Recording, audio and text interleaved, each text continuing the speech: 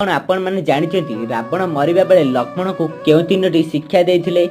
रामचंद्र जेतेबेले रावणर नाभि को मारिथिले सेतेबेले रावण तळे पड़ी जाइथिले। रामचंद्र कहले जाओ लक्ष्मण रावण को ठारो जीवनर अमूल्य शिक्षा नियो। कहीं ना रामचंद्र जानिथिले रावण प्रकृत में महान पंडित और ज्ञानी थिले। रावण लक्ष्मण को मुख्य तीनोटी कथा कहिथिले।